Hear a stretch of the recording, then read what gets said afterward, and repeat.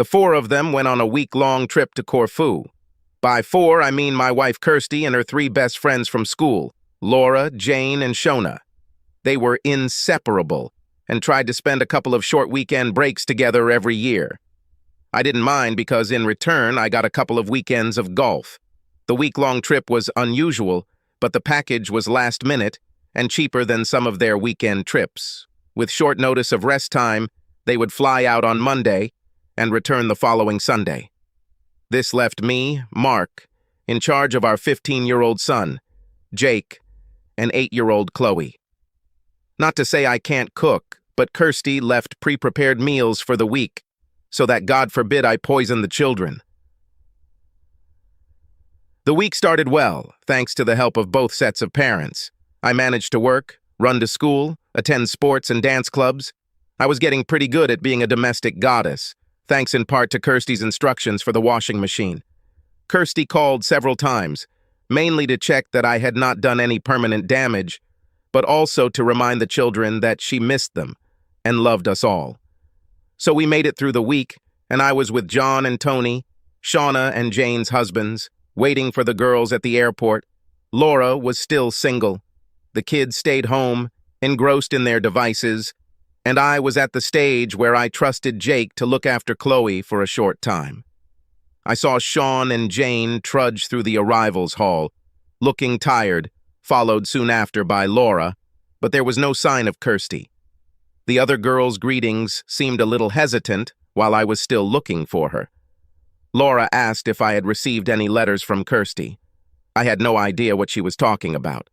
The girls looked at each other warily when Laura said that Kirsty had sent a letter which I was supposed to read, which explained why Kirsty hadn't come home. I immediately thought she must have been sick or had an accident and asked if she was okay. I was assured that she was fine, but that she had decided to stay with friends for a couple of days. I never received any clear answers to my subsequent barrage of questions.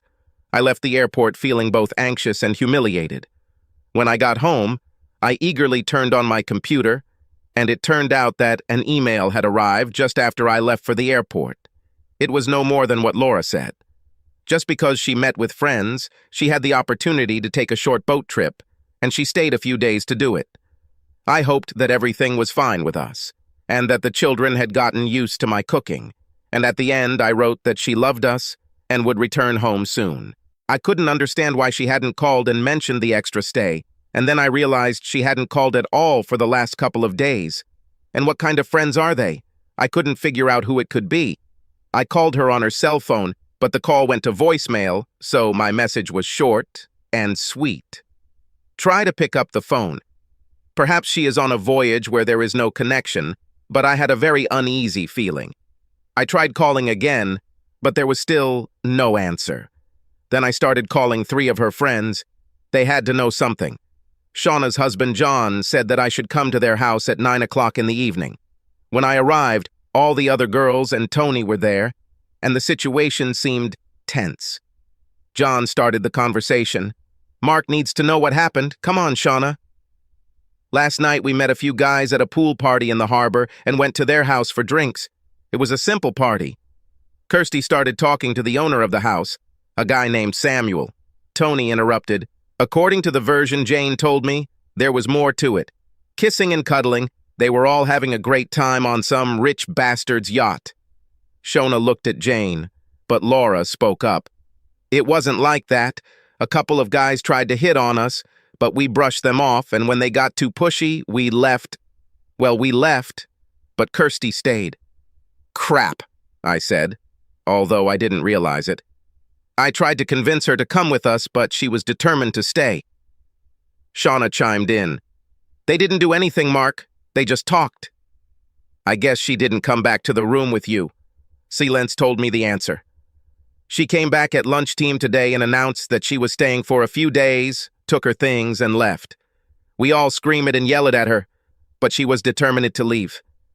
We don't understand what happened to her, but we didn't try to dissuade her.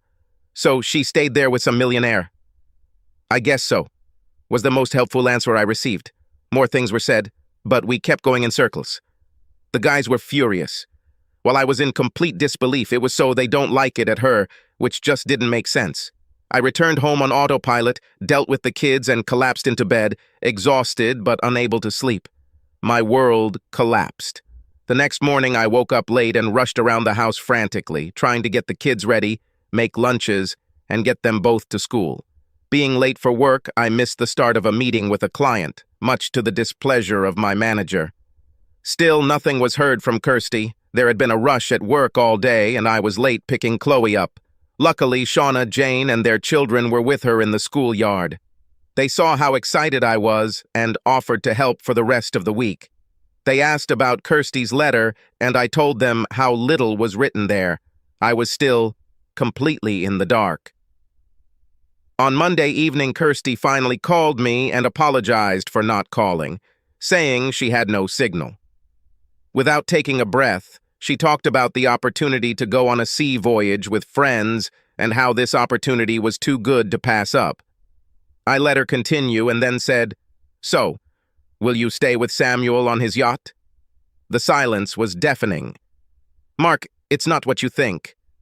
I think you live with a millionaire, you left your husband, you humiliated me in front of our friends, and you don't have the decency to keep in touch with your children. It's just a few days. I'll be back on Thursday. Don't worry about returning at all." I hung up. What kind of complete bitch is this? The phone rang several times, but I ignored it. Received SMS. "Sorry, the first flight is tomorrow at 15:00. We need to talk. Tell the children I love them." My anger reached new heights of "we need to talk" and "tell the kids I love them" after she ignored them. She has to be kidding. The next day, I asked her parents to look after the children. They were shocked by her action, but asked me to listen to her version before deciding anything. The children also started asking questions. I wasn't going to pick her up, so she dragged her suitcase through the door at 8 o'clock in the evening. I said nothing and looked at her silently. "Sorry, Mark, I didn't think so. It was an opportunity to take a break from everything, and I took advantage of it. I just didn't think about what it would look like. You probably think I'm an idiot. You stayed on his yacht, although the others begged you to return to the hotel with them. He was nice. We were just talking." Fuck off, Kirsty. You don't abandon your family for a simple conversation with someone nice. For 3 days, you were just talking? Basically, yes, but I didn't have sex with him. I don't believe you, and even if I didn't, you still left me for another man. I didn't leave you. I just had the opportunity to travel freely, and there were other people there. Samuel is a true gentleman, a truly generous host, and a good listener. So, I'm not listening to you. No, that's not the point. You're listening, but this is a kind of escape from our ordinary life, as if I can choose anything and be free. Our life is a little stagnant, a little, well, boring. You're probably kidding. This is the life you wanted, children and a home. It's because of you that we stopped traveling and gave up most of our activities. It was you who wanted a bigger house and to save money. The children were too young to travel. There was no way to take time off from work. There was always some excuse. Is it really that? Or is it that you had a chance to have sex with a millionaire? I don't know, Mark. I just felt different there. We got along so well, and I think we developed, connection. I have simply no words. Have you fallen in love with him, or is it just lust? Damn it. I didn't have sex with him. I noticed the wording of her comment. Didn't have sex with him, but slept with him, I guess. Finally, she nodded with tears in her eyes. How charming. And you kissed and caressed. Another nod and more tears. I had to leave before my head exploded. You need to see the children. They are with their mother. I hope you can better explain to them what you are up to before I do. I ran out, hearing Kirsty calling out to me behind me. I was in the pub for an hour before Tony found me. He brought himself a beer and sat down next to him. Sorry, buddy, there's a whole hunt going on for you. Kirsty called Laura, and they're looking for you. He made a couple of calls to say he had found me. John arrived shortly after. If it's any consolation, the girls are furious with her too. Her actions left them in the shitter. We are unhappy with our wives and still ask questions and compare answers to see if there is something more to it. I asked if there was anything new, but they thought not. What will you do? I have no idea. She seems to be in love with this asshole and lost in some kind of romantic fantasy. At that moment, my phone rang. Please come home. We need to talk. No, like you before. I don't want to go back, I answered. It rang again and I turned it off. Kirsty. It was past midnight when Tony helped Mark back into the house. I've never seen him so drunk. I tried to help, but Mark looked at me with absolute contempt. Tony managed to get him into bed and he fell asleep immediately. I had just begun to thank Tony for his help when he interrupted me. What are you doing with him, Kirsty? It's bad enough that you didn't come back, but now he thinks you're in love with some guy. He deserves better. This is just cruel. Figure out what you want and stop tormenting him with your other boyfriend. With these words, Tony ran away. I looked at Mark and was very upset. Tony is right, he doesn't deserve this. I'm selfish. He barely moved while I undressed him and put him to bed, leaving a basin, a glass of water, and 2 aspirin nearby. I was so confused. Mark is such a good man and a great father, and I hurt him. I still love him and cannot explain my actions with Samuel. Maybe because Samuel only looked at me and talked to me, and not to Kirsty, his wife or mother, he made me feel special. Anyway, I need to forget about all this and become a good wife and mother again. At this moment, I received an SMS. Are you okay? It was from Samuel and I ignored it. The truth was that I was far from okay. I hurt the people I love. Besides Mark, I have to make it up to Jake and Chloe. They knew something was wrong. Then, in front of my friends, whom I put in an awkward situation. The looks of disappointment I received from Mom and Dad when I went to pick up the kids were devastating. The next morning, I tried to talk to Mark, but he wasn't interested and seemed annoyed that I saw him drunk. His only words were, "Don't worry, this won't happen again." He went to work, looking shabby, and I started getting the kids ready for school. This was the beginning of trying to return to normal life. Over the next few days, I kept getting more text messages from Samuel, worrying me and asking if I was okay. I resisted the urge to answer them. Days passed, and I still couldn't get through to Mark. We talked only about business, and for the sake of the children, we tried to maintain a pleasant facade, but everything was terrible. I started to cry again when the phone rang. I answered without looking. It was Samuel. When he heard how things were and how upset I was, I could barely stop him from coming for me. I repeated the conversation that had taken place the day I returned, about how much I loved my husband and children, and that I should return to them. Then I explained all the pain we had caused them. He said he was lonely and that he missed me. I felt the same way, even though I live in a house full of people. He asked if he could see me to make sure I was okay. I refused, but he continued to insist, saying that he would book a local hotel and begged me to meet. Samuel kept texting and calling, and eventually, while the kids were at school and Mark was at work, I went to his place for lunch. He hadn't changed and was still worried about me. It was a relief to have someone I could talk to. We chatted casually, and for the first time in weeks I felt better. I agreed to meet him next week. The more Mark moved away, the closer Samuel became. He was so caring and apologized for the problems he caused me. I was so pleased to see him. He felt like my only friend. At the 4th dinner, I went to his hotel room and we made love for the first time. I was overwhelmed with emotions. This feeling was amazing. Not that Samuel was better than Mark, but it was new and exciting. Plus, I hadn't had sex since I went on vacation, which made the sensation even worse. Samuel was delighted and called it an honor to be with me. After that, we hugged and made love again, but not like with Mark. I felt free and could open up. She returned home late and found Mark sleeping on a blanket in Chloe's room. They both fell asleep as he read her a bedtime story. I felt absolutely terrible. I carefully woke him up and put him in my bed, but he quickly fell asleep again. I crawled under the covers next to him and cried until I fell asleep. I wanted to take care of Mark so much, but I thought I was falling in love with Samuel. It was all so confusing and I found myself in the most terrible dilemma. I tried to think about what would be best for Mark. If I really love him, wouldn't it be better to just leave?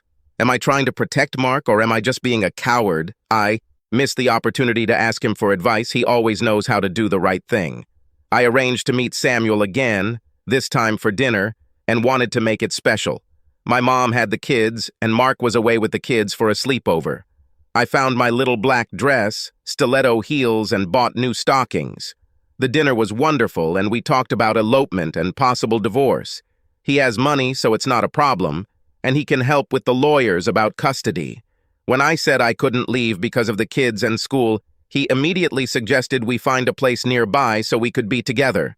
The sex was amazing. Samuel was not trying to quickly remove my dress. He liked my underwear and stockings. It was an absolute escape from my normal and now depressing life. I returned home at midnight and was horrified to see Mark's car at the entrance. When she came in, he was holding a stocking bag in his hand. Is this for him? I couldn't deny it and nodded through my tears. So it's hardly platonic. You're dressing for sex. You have never offered me something so pleasant for him. Let's see. You always said that I should be enough of you without fancy makeup and lingerie, and that you should feel comfortable. So he gets more from you than I ever got. I couldn't think of how to respond, having no idea why I didn't do it for Mark. Perhaps because of the power or control in the marriage, or the fact that I am a wife and mother, not a lover. Do you think our whole marriage is boring or just our sex life? Are you doing things to him that you wouldn't do to me? It's not like that, Mark. I can't explain it. You're not boring in any way. I really couldn't explain it. Mark always wanted to be more sexually adventurous, but I held back and rejected what he suggested. That's the whole difference. It's comfortable with me, but he excites me. Now you are making an effort, but not for our sake. How much effort did you put into flirting and dinners? I didn't like the truth in his words. Now it seemed so smug and stupid, because if I had put in more effort, I might not have looked for another. There is not much difference between Mark and Samuel. The difference is in me and how I behave with them. Stuttering, I apologized and ran to the bedroom, locking the door. I expected Mark to knock her out and throw me out, but he didn't. This is a complete disaster, I called Samuel in a panic. He, making sure that I was safe, invited me to go to him. I decided that my life was now purgatory, and Samuel was my only way out. The next morning, I found Mark in the kitchen, sleeping in the spare room. I'm sorry, Mark. I ruined us and I can't fix it. I think we should try to break up. I need time to find myself, to understand what I need. Mark saw right through me. It's because of him, isn't it? You go to him. Have you been communicating with him all this time? I sighed. Yes, for quite a long time. I need to sort out my feelings for him and for you. For both of you. Yes, but you will figure this out in his bed, so the decision has already been made. Everything is wrong. I love you, but I ruined everything, and in fact I got confused in everything, in all emotions. I need to check if everything is real with him. Well, you can tell the children. I myself have no idea how to explain your actions. I'll tell them it's a short vacation. Don't be stupid. They'll be waiting for you to come back. But I really can come back. Mark looked at me incredulously. What makes you think that it depends on you? In any case, I want you to leave tomorrow and never come back. What about children and school? Seriously? You ruin our lives and decide that now this is what is important. That I, as usual, will come up with something, and you blame it on another fun thing. Go and find yourself. Most likely, you will find yourself in his bed. I was confused. It never occurred to me that Mark would snatch the decision out of my hands. In parting, he said, "Tell the truth to your family and friends, I won't lie for you." I left the next day. Packing was terrible. It felt wrong, like a mistake. But I had burned my bridges with Mark, and Samuel was so excited that I was coming to him. I looked around the house one last time. Mark is right. His idea was mine, and I love this house. But even if I get it back in the divorce, I ruined our happy home. I told the children that this was a trial separation, but it did not cause shock. They knew that something had happened. It was much more difficult to tell Mom and Dad. Mom just cried and asked me not to do it, but Dad could barely look at me, shaking his head. I went to Samuel's hotel. Usually, being with him made me feel better, but not this time. We stayed there for a couple of days before he asked me to leave. We returned to his yacht in Corfu for a couple of weeks. The sex was great, but I missed the kids and home. I didn't sleep well, and of course, felt guilty.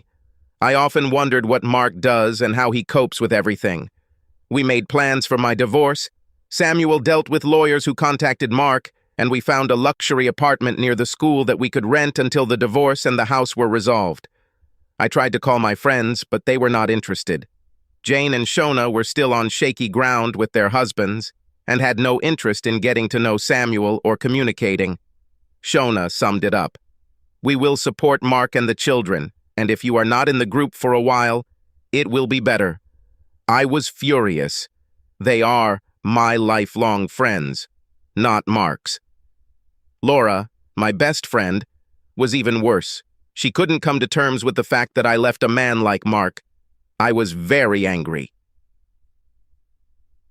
When the kids mentioned the next barbecue at the neighbor's house, I insisted to Samuel that we go there because I had as much right to be there as Mark.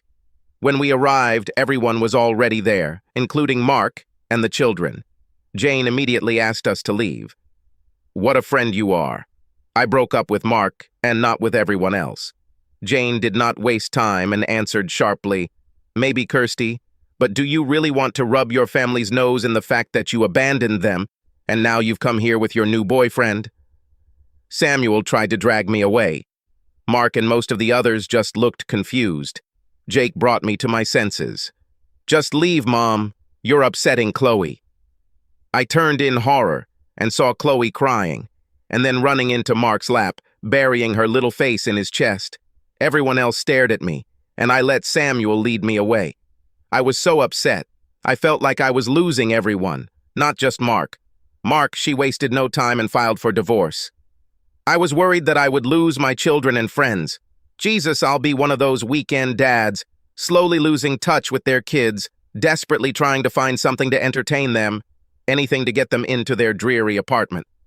I've heard all these horror stories, and her new man has enough money to legally bury me and impress the kids. I was terrified to hear about the kids' first trip on his damn yacht. Thankfully, Tony and John turned out to be great friends, and to my surprise, Laura, Shona, and Jane were fantastic, helping with childcare, even coming with food and checking I was okay. The divorce went on as usual. Financially, everything looked as if everything could be easily divided in half, but the children became a stumbling block. Kirsty was expecting primary custody and the right to live with them in our home. They were happy to buy him from me. For her new man, money is not a problem. His lawyers were so arrogant that they expected me to accept what they gave me and still be grateful. Everything changed when my lawyer pointed out that Kirsty had effectively abandoned the children during her long holiday. Then she abandoned them again, sailing away with Samuel for several weeks on his yacht. Her lawyers tried to argue that she knew that the children were being cared for. My lawyer agreed, adding, "They were definitely cared for by their primary caregiver and the only constant presence in their lives." Moreover, Jake insists that he wants to live with his father, and Chloe insists that she wants to stay with Jake. I didn't let the kids know about this, but I was very proud of the way Jake looked after Chloe during this whole sad process. I tried to protect them from the worst, but I couldn't protect them completely. They spent a lot of time with Tony and John's children, which was very beneficial for them. Tony's house has a granny annex where we often spent the night. The kids always had a great time. The routine and simplicity of close friends helped a lot. His lawyers must have been worried, because the next offer was joint custody. I thought about trying to get sole custody through the courts, but it was risky, and it would be better for the children if we could agree on a compromise. In the end, we agreed that the children would be with me for half the week. I would pick them up from Wednesday to Friday lunchtime and leave them with me for the weekend, if it was mine. I also insisted that each of us be able to attend school and sporting events with them. Kirsty was never interested in it, but I knew it would give me more access, and I liked being part of it. The stumbling block was the house. I refused their offer to buy out my part and insisted on selling it. I think Samuel was happy with it, but I knew it would upset Kirsty, which was a shame, No, really, honestly. I wasn't worried about where to live as Tony offered to let us use the annex for as long as we wanted for a minimal rent. The payment was much less than our previous mortgage, and I thought I could use the money for other needs until we decided on a permanent home. On the day we were supposed to sign the divorce papers, Kirsty came to see me. She was reminiscing about past times and how good we were together, and I assumed that wouldn't help either of us. Then, out of the blue, she said, "Maybe we shouldn't do this?" I lost my temper. "It was you who abandoned our marriage and rushed to get a divorce, but now you're not sure." "You are crazy?" "Maybe so. I left because I thought you would never forgive my actions. I made a mistake and just continued to dig an even deeper hole." "What's the matter? Isn't everything a bed of roses with a new man?" "He's not you, but I miss us and our life together." The thought of a happy life with Kirsty flashed before me, including everything we had planned and talked about. But it was unrealistic. She is not what I imagined her to be. Superficial. That's the word that popped into my head. "Just sign the papers and go, Kirsty." I went back to the pub to celebrate my divorce with the guys when John said, "We're happy to fight with you, but maybe we can do something more constructive. What do you want out of life? You know, from a broader perspective. The meaning of life and all that." For John, it was very profound. I had no idea, but it dawned on me that I could have options, ambitions, doing what I loved. Of course, the priority is the children, but perhaps I can do something more than just survive. On those days when the children were not with me, I had free time. I started cycling, jogging, and walking again, and started to feel better. Being left for another man was a huge blow to my self-esteem. Working out naturally led to some weight loss, which I enjoyed, and gave me some of my confidence back. Children have even started to take part in some of these activities. Shauna tried to get me to start dating, but I wasn't ready, and I definitely felt shy.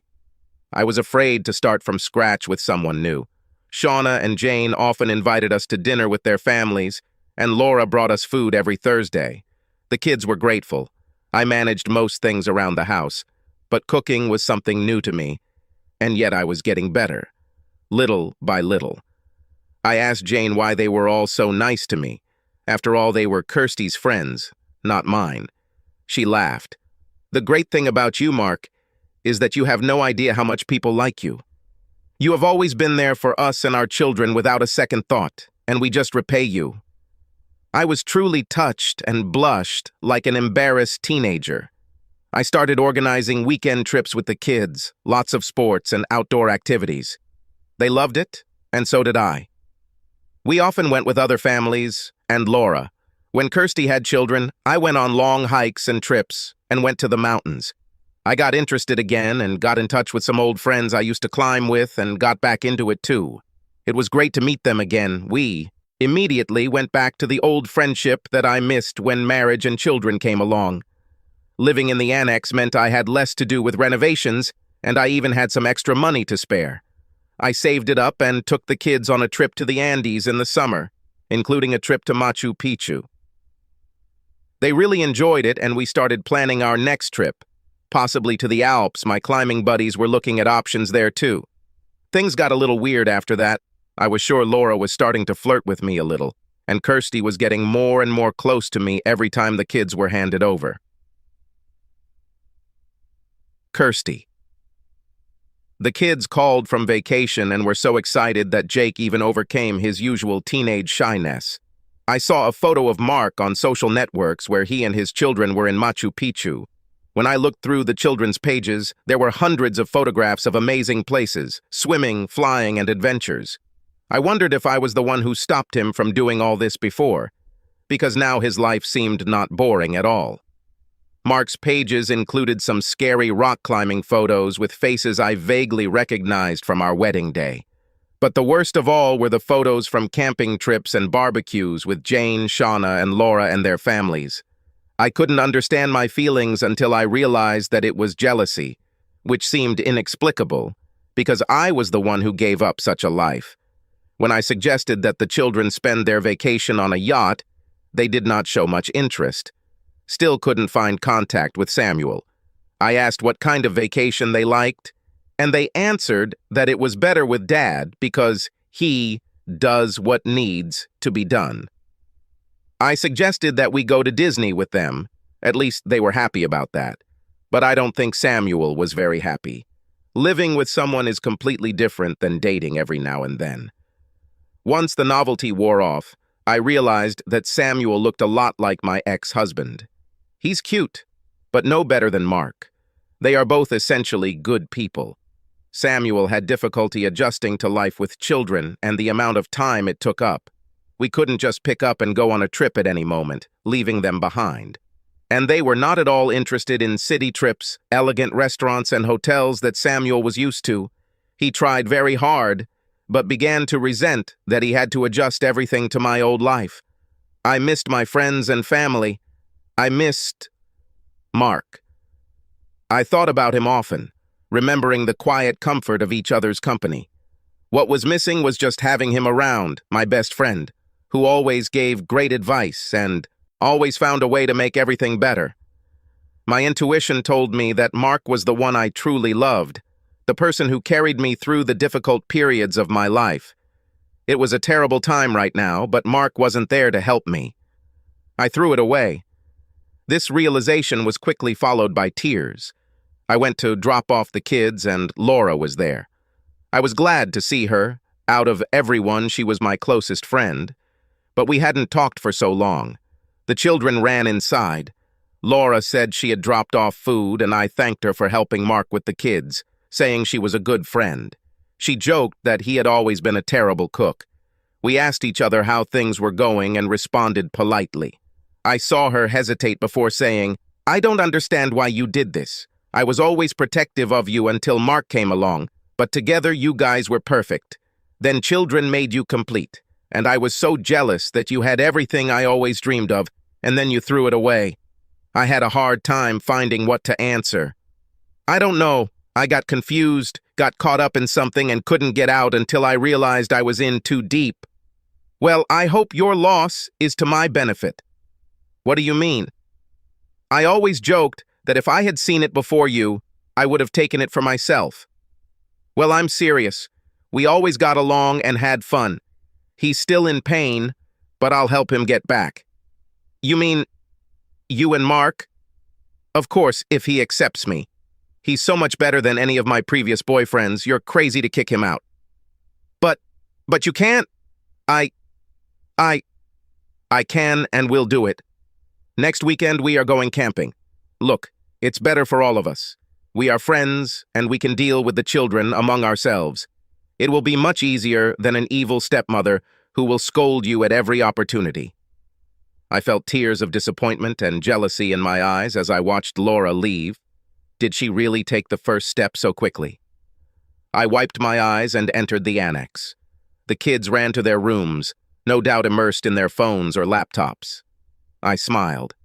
Mark was in the kitchen, trying to heat up Laura's food. He looked fit, handsome, and was completely discouraged by the microwave. I asked if we could talk. He looked slightly puzzled, but nodded towards the table. "Mark, what would you advise a friend if he made the biggest mistake in his life and didn't see how to correct it?" "It's hard to say without knowing what the mistake is." "Isn't it obvious?" He shifted uncomfortably. I'm sorry about all this. I want to go back." He looked truly shocked. "To be honest, Kirsty, you did me a favor. Doing everything for you and our marriage, I lost myself. Now I like my life. Traveling, communicating with children and friends. I worked to provide for our family, and now I started doing what I love, and this is just the beginning. Anything is possible. You said you needed to find yourself. Well, I guess that's what I did. I found something, maybe myself. But what if you had it all, and someone special to share it with? Does Samuel know about your sudden change of heart?" I shook my head. "So you're still hedging your bets?"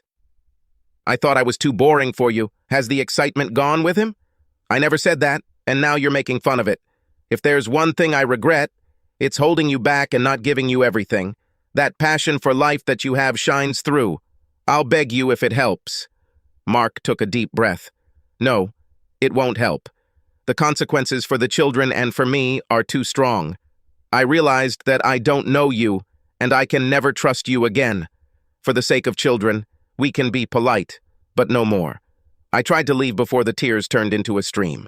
Despite all my efforts, I was upset again when I returned to the apartment. Samuel saw how upset I was and asked what happened. All I could say through my tears was, "Mark." If I expected consolation, I was sorely mistaken. Samuel looked through me. "You still love him, don't you?" I couldn't think of what to answer, barely holding back tears. Samuel took his coat off the hanger and quietly left. He returned a few days later, but only to pick up his things. He never returned, and I never tried to contact him. Before I had a chance to try to contact Mark again, it became clear that he and Laura were a couple. Every time I dropped the kids off, she was there, and I have never seen her happier. Mark looked at her the same way he used to look at me. He and the kids revolved around her. I couldn't even hate her. She's a wonderful person, and they made a great couple. I tried my best to be happy for them, but again, I fell into despair. It seemed to me that Laura was stealing my life. The apartment lease expired, and I moved back to my mother, if we talk about life in the past. Meanwhile, my ex-husband was living the life I dreamed of with my best friend, and I watched it all from the front row. I am alone in this world and feel completely lost. That girl's night out, the decision to go on a date, being talked into going to a party, the extra drink, the conversation with Samuel. Any of 100 small decisions could have prevented all of this. I can blame 1,000,000 decisions, but each of them was my own. I am to blame for everything. Mark. So, betrayed by my wife and expecting the worst, in the end, everything turned out just fine for me. Why did this not become the disaster that is written about in the literature? It was my good friends and family who supported me that made the difference. I was amazed at how well the children handled the situation. I hope we instilled good values in them that will help them get through life's ups and downs. I was lucky to have Laura, but she insists otherwise, describing us as the crown of her fairy tale. I also found something in myself, a quiet strength, to remember who I was, and it wasn't dependent on another person's opinions or actions. I also managed not to hate Kirsty, at least not for long. Of course, I didn't like her for a while, but even if that feeling passed, revenge would ultimately hurt me or the children. Laura is sure that I received the ultimate revenge, a life well lived. Subscribe to our channel so that your second chaff doesn't cheat on you, and go ahead and listen to the next story, because this story is nothing compared to the next one. If you're under 18, don't even think about listening to the next one.